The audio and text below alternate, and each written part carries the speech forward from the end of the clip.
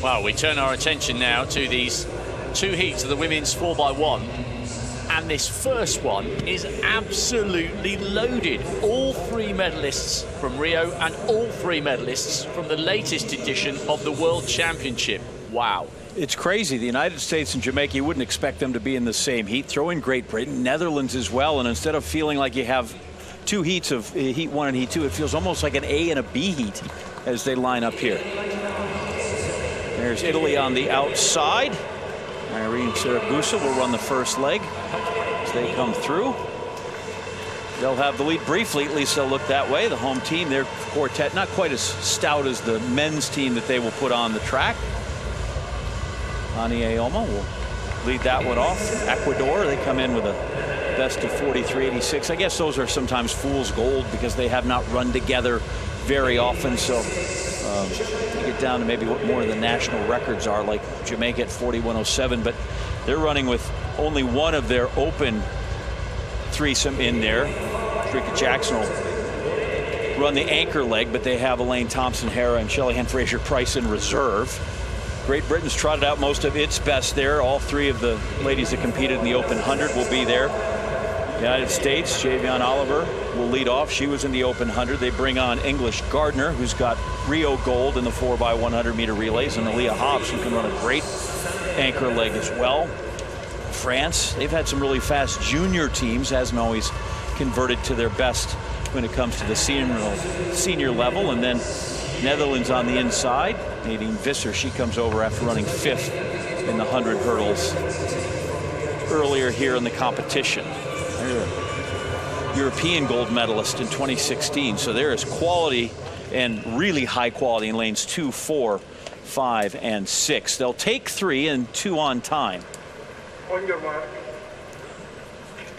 And of course, no matter how fast you are, if the stick that's in your hand here at the beginning is not in it when you close, then speed is of little use. Got to get the stick around in the exchange zones and in the hands of the next runner. 3 moments of pause for any coach and any nation as they watch their team run.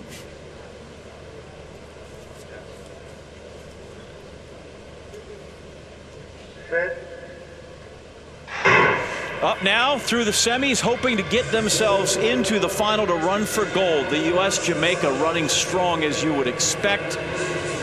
First exchange.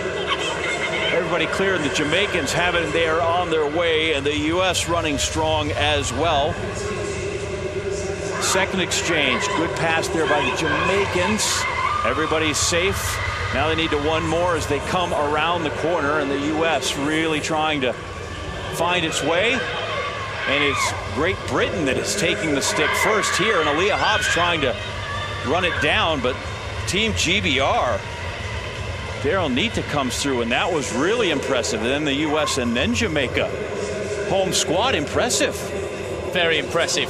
And they are under pressure in these games because collectively, sometimes with injury and sometimes with false starts, they've underperformed. Only one medal so far from Keely Hodgkinson in the women's 800 meters.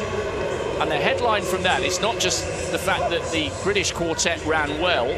It now means that the Jamaicans might not get a preferential lane come the final. They're obviously going to bring in Elaine Thompson-Herah and Shelly-Ann Fraser-Price, but that was an excellent run from the British quartet. From a morale point of view, they needed it. And legs 3 and 4 were really impressive. That's where they decided to assert themselves in this race. So it was Dina Asher-Smith and Daryl Nita who took them from even with the Americans and Jamaicans and eventually out to a convincing win for them. The U.S. comes through 41.90, season best, yes, but a national record for Great Britain.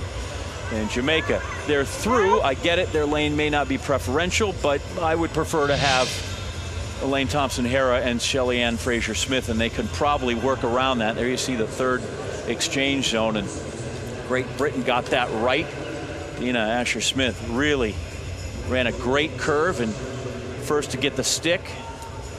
U.S. had it second, and Aaliyah Hobbs, who usually in that position can close, she was maybe 2-3 meters down, and by the time they got to the end, it was a full 5. And look at how quickly Sharika Jackson was closing in on the leading pair towards the line. But that was much better from the British team. I just can't believe it that you had all 3 Rio medalists and all 3 current Olympic medalists from Doha in the same heat, drawn in adjacent lanes. Brutal. Here are the qualification times. Team GB, the US, Jamaica,